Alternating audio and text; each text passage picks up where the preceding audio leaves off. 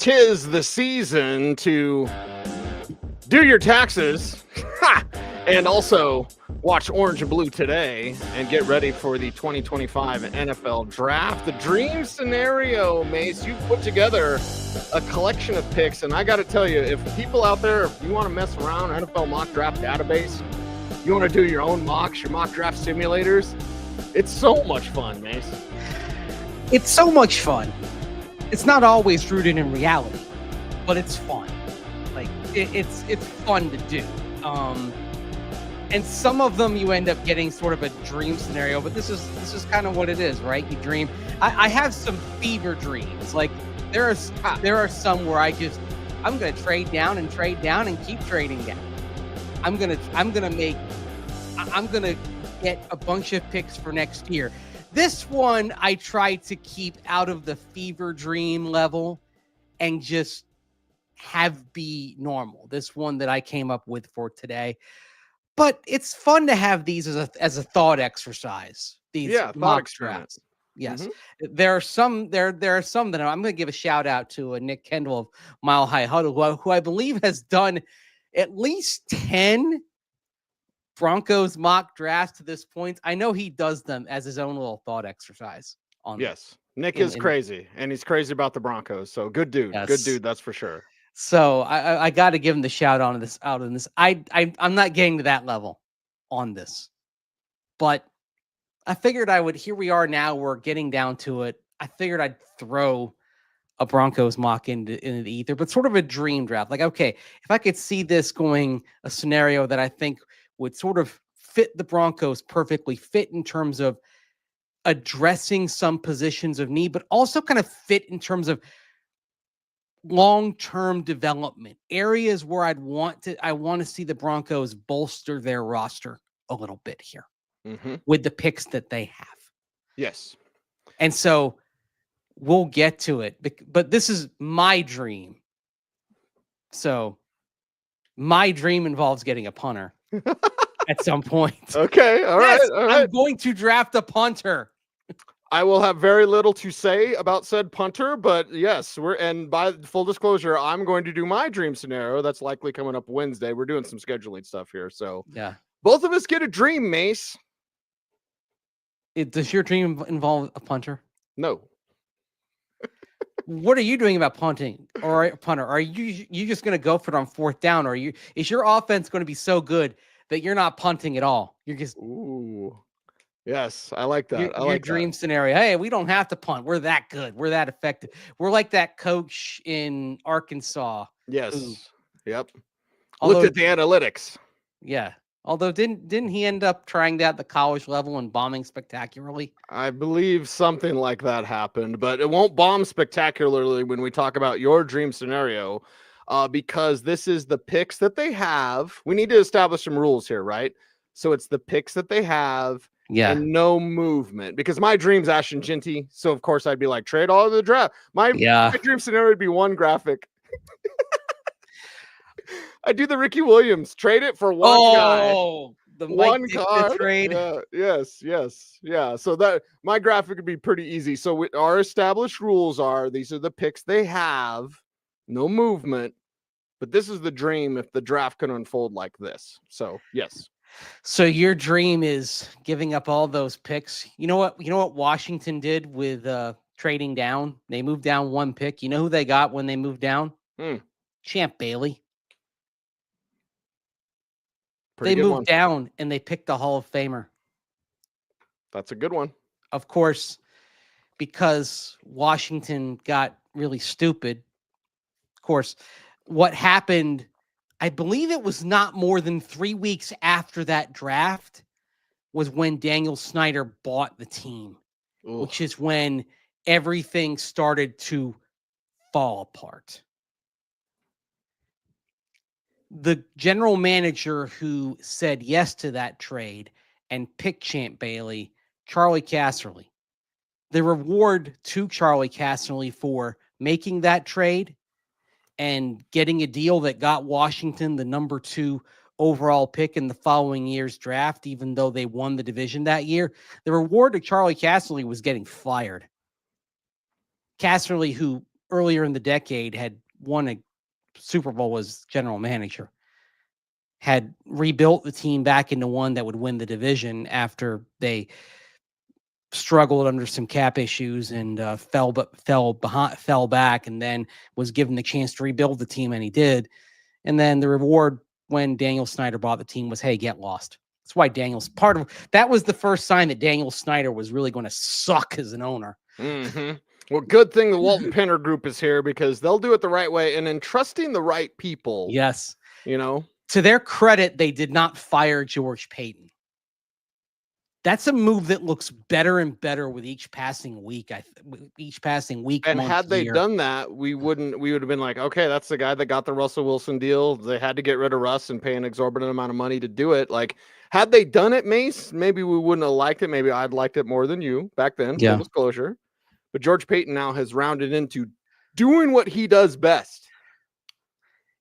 That would have made a lot of people feel good in the moment at the end of 2022, wouldn't it? Yes.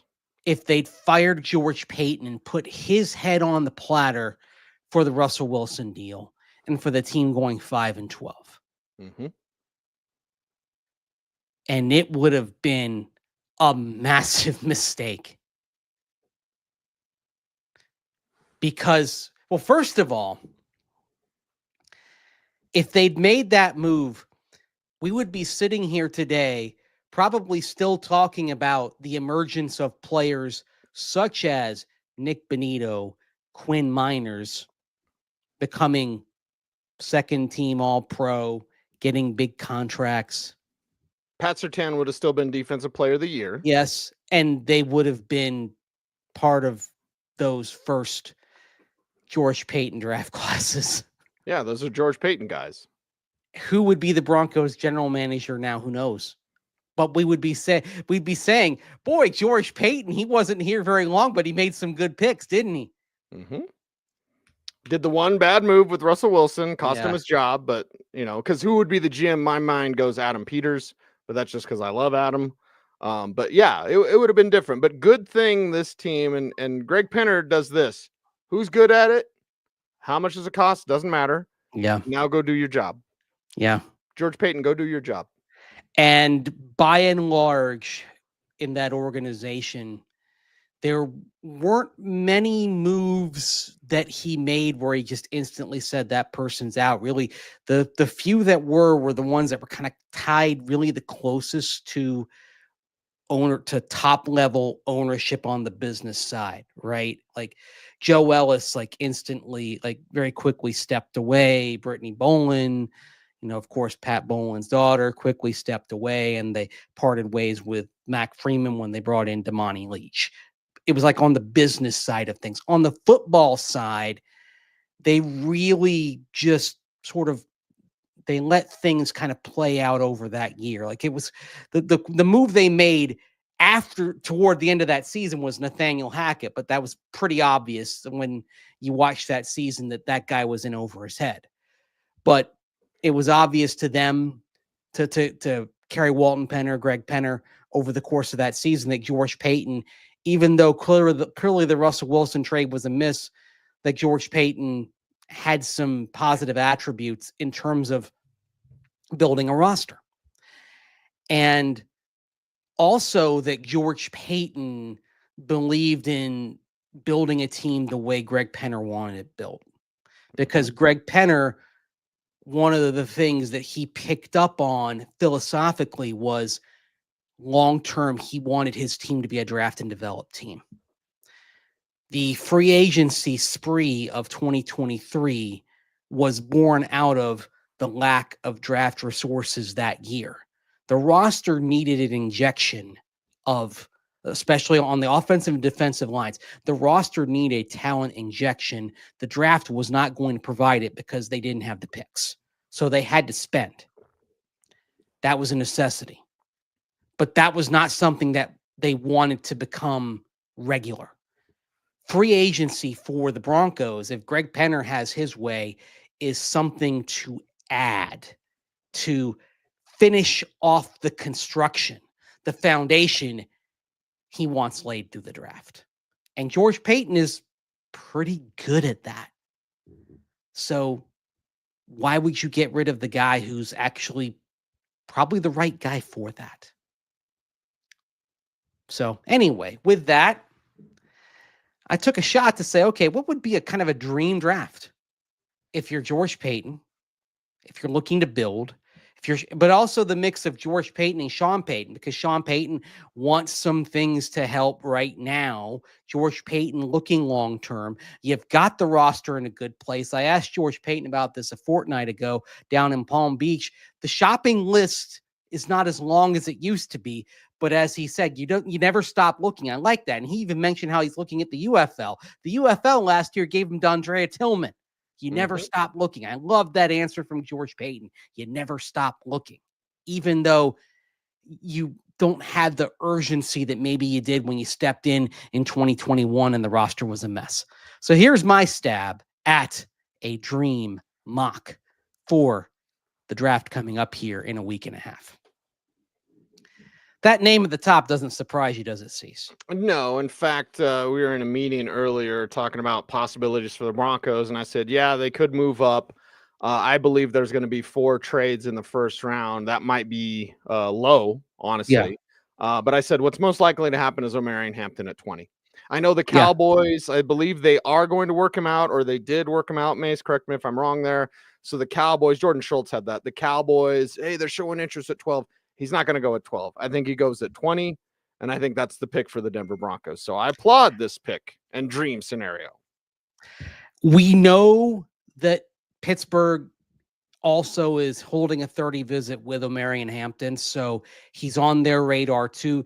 The reality may involve the Broncos having to maybe make a little bit of a move up if they want to get him, but I'm talking dream scenario here that you sit at 20 and he's there.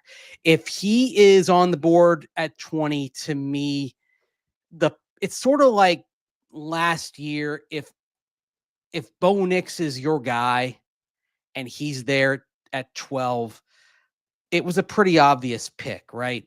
When you were sitting there at 12, 5 quarterbacks were off the board. You needed a quarterback. Bo Nix was going to be the pick. It would have been a shock if it was anybody other than him at that point. Kind of the same thing at 20. If you sit there and you decide not to make a move up and Omarion Hampton's on the board, I think it would be an upset if he wasn't the pick at that point. Mm-hmm. Could be somebody else. Over Colston Loveland too, by the way, in my opinion. Yeah, I think I think he would be the pick over Loveland, although Loveland might make you think for a moment. And he might make you think because look who I have there in the second round. And the second, you could go in some different directions in the second round because we've talked about Terrence Ferguson. We've talked about Gunnar Helm. I think Gunnar Helm is more of a third rounder. They did chat with Elijah Arroyo both at the Senior Bowl, and they had a formal meeting with Elijah Arroyo down at the Combine. I went with Harold Fanning Jr. just for a couple of reasons. The versatility, the way you can use him early. They had a 30 visit with him recently as well. The other thing is the young age on him.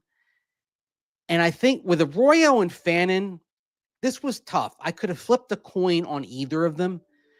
But with Evan Engram in there, and you can afford to take a dice roll on the high ceiling, on the development of a developmental tight end.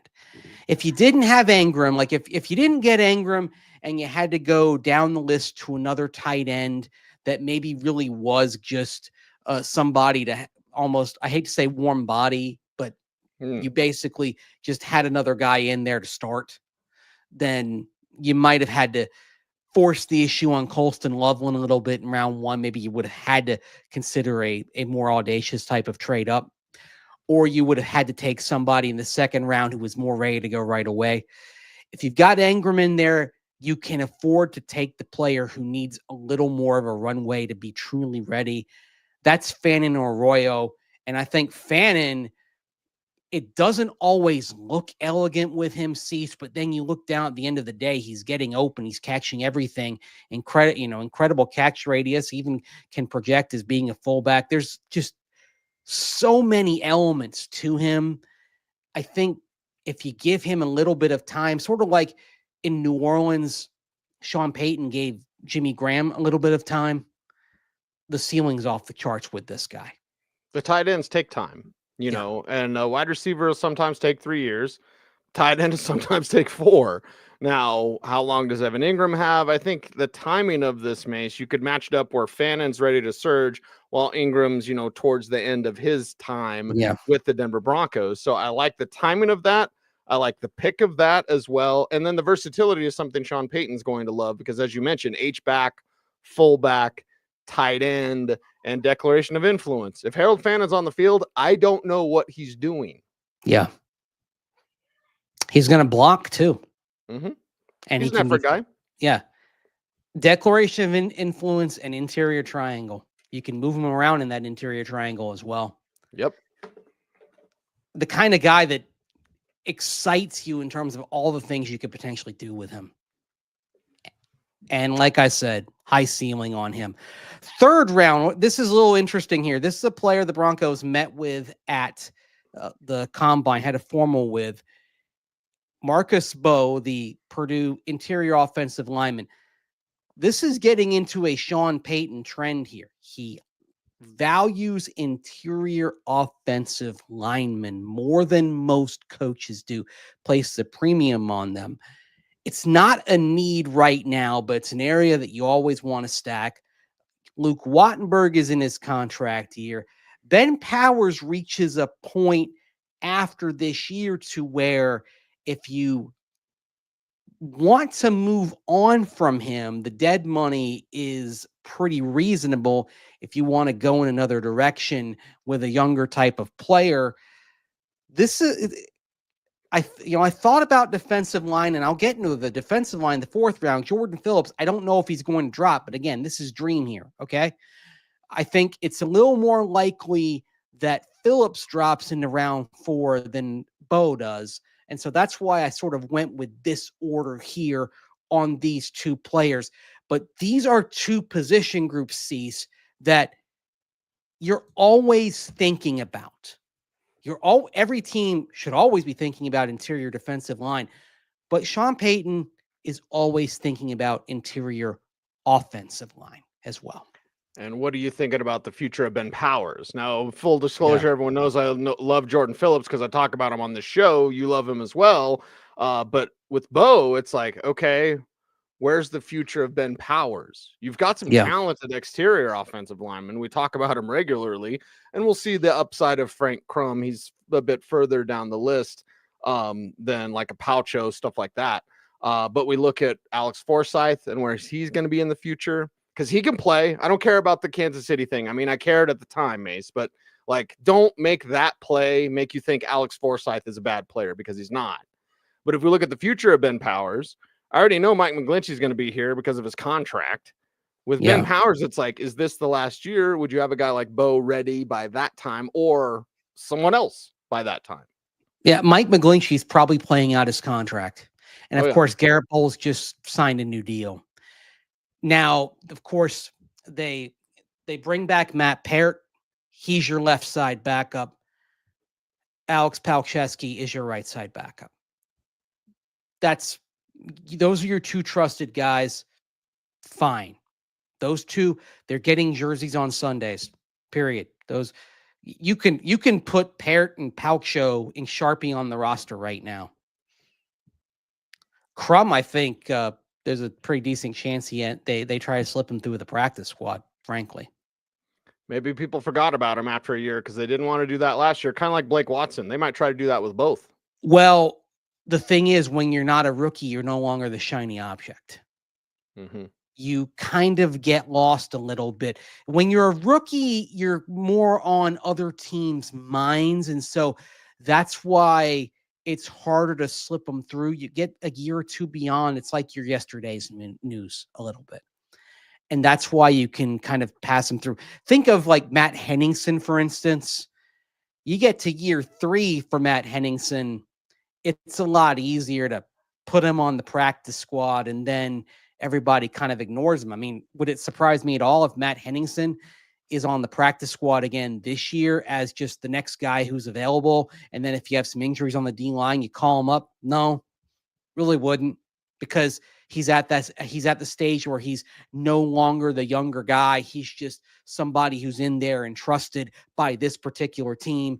But so he has more value to this team than he has to other teams at this stage. And that may be the case for Frank Crum this year at this point, that he has more value to the Broncos than he has to other teams, and thus you can slip him through the practice squad. It's just a question of whether Frank Crum wants to stay or whether he sees more of an opportunity elsewhere. Like, remember last year we saw it with wide receivers where the Broncos, Jalen Virgil, for example, saw more of a path elsewhere. It depends on whether the player wants to stay rather than the team wanting him back. Jalen Virgil saw a clearer path to potentially getting on the field elsewhere because of the logjam here. That's then the consideration. For Frank Crum, it may not be a matter of whether the Broncos want him around. It may be whether he wants to stay or whether he sees a path elsewhere. Right. And with Phillips on the inside of the defensive line, you get someone that can get interior pressure. Yes. So strength, but mainly it's that quick get off the line of scrimmage, and a player that you and I watched Senior Bowl, right? And is a player that can knife through the offensive line, and interior pressure will make your quarterback look mortal. I went with him, and this was actually more of trying to kind of guess for the Broncos. A player I liked a lot in Senior Bowl week, Aeneas Peebles out of Virginia Tech, but he's undersized, and I think the Broncos would go more for the guy who's got more of the size traits. Peebles at 282, I don't think he would fit the Broncos template, and that's why I went with Jordan Phillips there in that spot than Peebles, even though I personally like Peebles a lot. Now on to the 6th round picks. Luke Lachey, that's just another tight end in there, someone who might actually be a little more ready to go right away. A guy who really flashed at the Shrine. I think, probably steps in. And actually think about that. If you get Fannin, Lachey, and you throw them in that tight end room with Adam Troutman, Nate Atkins, kind of like that. The complexion of that tight end room. See, that's a nice, well-rounded tight end room you got there. Well, Nate Atkins probably takes the spot of Michael Burton if you're doing that. If you're drafting the 2 tight ends here with Evan Ingram, with Adam Troutman. I know Lucas Kroll did sign his RFA tender, but I don't expect him to make the 53. So, and Luke Lachey we love because there's a dash of TJ Hawkinson to his game. Yeah. Ketan Crawford, here's a guy. Now, this is someone the Broncos have had a visit with. Speed, man. This guy's he's been timed at 4.41 in the 40. So there's a unique trait out there for him. And so early on, you could see him factoring on special teams. And we know the Broncos, they're kind of looking at that safety position. They're from special teams. They just they're looking at an overhaul depth wise as well. I'm not sure they're done adding safeties. Someone like JL Skinner might very much be on the bubble right now. Oh, very much so. Right. Yeah. And special teams is one thing, but Skinner needed to do more defensively, and he just hasn't been able to earn his way on the field. Yeah. And this is what happens. You get into year 3, and if you haven't shown enough progress by this point, they're looking for your replacement. Sam Franklin last week, I mean, there's pressure coming in now, like top of the depth chart. There's pressure coming in on the back end of the depth chart. I mean, the squeeze is happening. And also, overall, with the roster, when we're talking about 6th round picks, we're now talking about guys, they're not guaranteed to make the roster anymore because of the quality of the roster here. And then, now I'll close with a player who I actually think would make the roster. And that's Jeremy Crawshaw, the punter out of Florida. I think he would probably be able to do enough to beat out Matt Hawk, the veteran punter who was brought in by Darren Rizzi. Darren Rizzi, of course, coached Matt Hawk back in Miami earlier on in his career.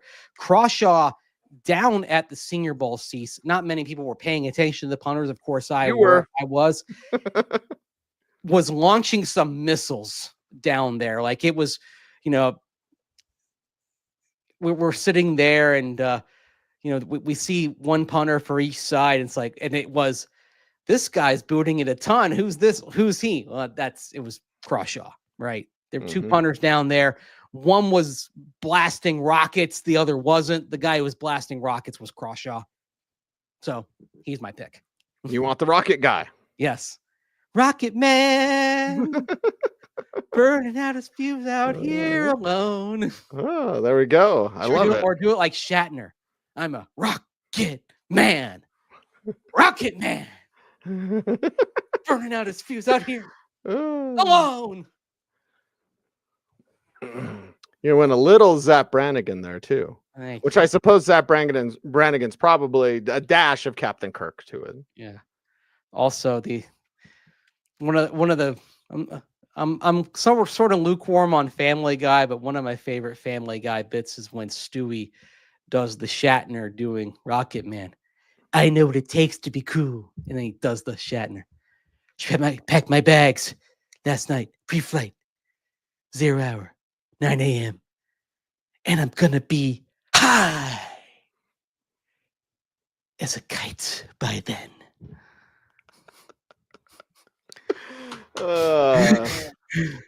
There we go. That's the dream I say scenario. this for the end of the show. We don't. The key is don't do it. So at the wait, beginning. are you putting pressure on me? No, I have to sing at the end of my dream scenario because they just did your dream scenario and you're sing-songy.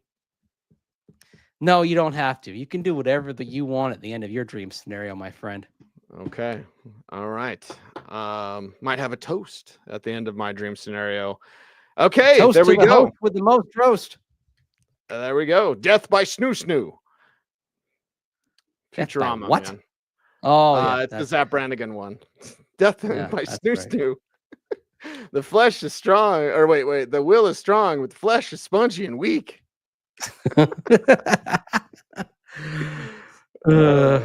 we go. This is the show. This is what you get. You get dream scenarios, you get singing, and you get Futurama, Simpsons, and the rare Family Guy quote. Because both you and I are like, my kids like Family Guy, but I'm like, I'm a South Park and Futurama guy.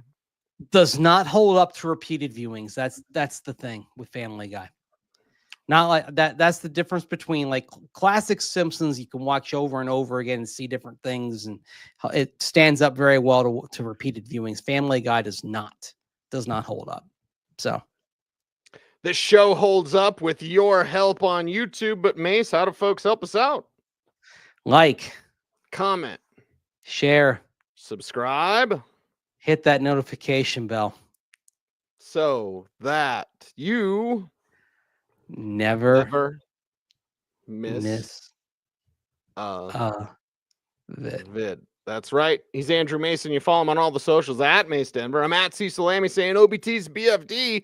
Thanks for watching. Stay tuned. Would you please stay frosty?